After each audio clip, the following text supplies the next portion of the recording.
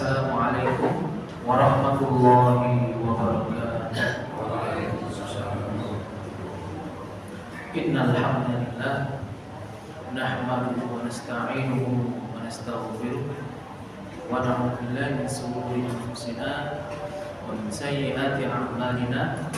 May yahdihillahu fala mudilla lahu wa may yudlil fala hadiya lahu. Asyhadu an la ilaha illallah wahdahu la syarika lahu wa asyhadu anna Muhammadan 'abduhu wa rasuluh la nabiyya ba'dahu. Allahumma shalli ala Muhammad wa ala ali Muhammad kama shallaita ala Ibrahim wa ala ali Ibrahim wa barik ala Muhammad wa ala ali Muhammad kama barakta ala Ibrahim wa ala ali Ibrahim fil alamin innaka Hamidum Majid. Ma'asyiral muslimin rahimakumullah.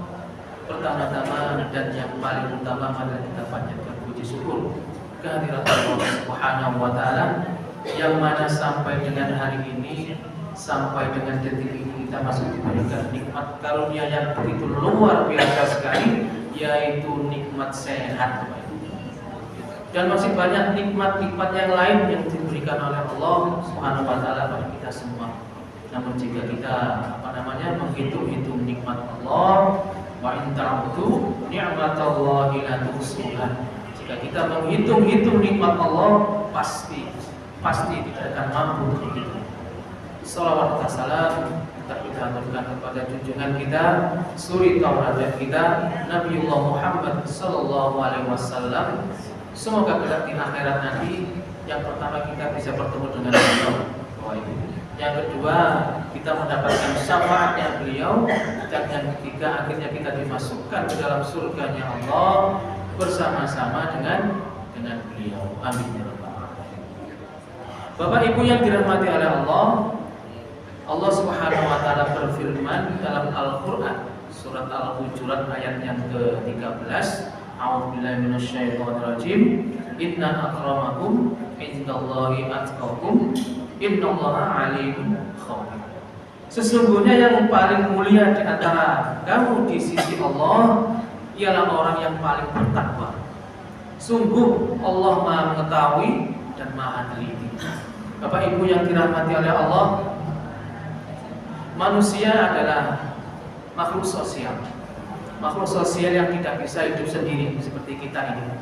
Tidak bisa hidup sendiri, dalam setiap aktivitas kehidupan itu selalu membutuhkan orang lain.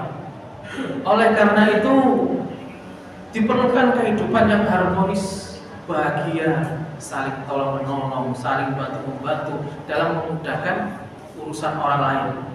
Ketika kita bisa menjadi jiwa yang baik dan mampu memberi jalan kemudahan bagi orang lain, maka Allah pun akan memberikan balasan. Balasannya apa? Berupa kemudahan pada kesulitan kita waktu di dunia dan di akhirat. Seperti yang ditegaskan oleh Rasulullah SAW dalam sebuah hadis yang diriwayatkan oleh Imam Muslim dari Abu Hurairah, yang artinya siapa yang menyelesaikan kesulitan seorang mukmin dari berbagai kesulitan-kesulitan dunia, niscaya Allah akan memudahkan kesulitan-kesulitannya pada hari kiamat. Siapa yang memudahkan orang yang sedang kesulitan, niscaya Allah akan mudahkan baginya di dunia dan di akhirat. Oleh karena itu Bapak Ibu, mari hindari berperilaku buruk dengan mempersulit keadaan orang lain melalui berbagai macam cara yang direkayasa oleh kita sendiri, misalnya seperti itu.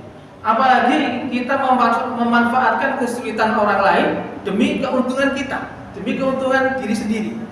Terlebih hal itu melanggar ketentuan dan syariat yang telah ditetapkan oleh agama kita.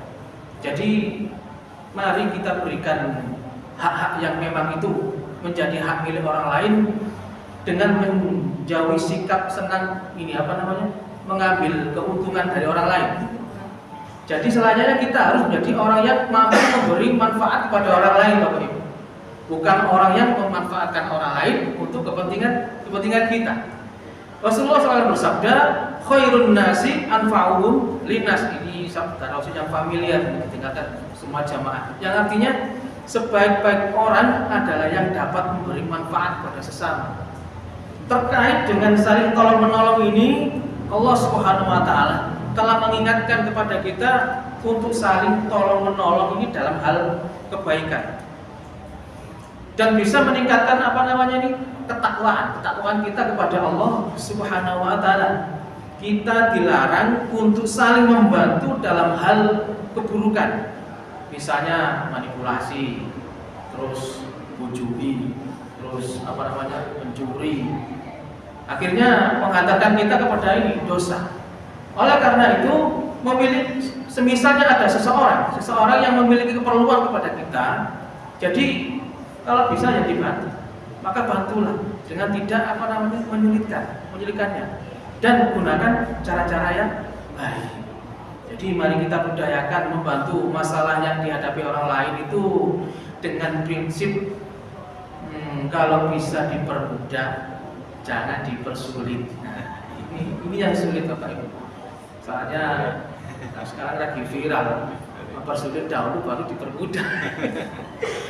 Bapak Ibu yang dirahmati oleh Allah, kesulitan dan masalah dalam kehidupan ini sudah sunatullah yang bakal dihadapi oleh setiap orang.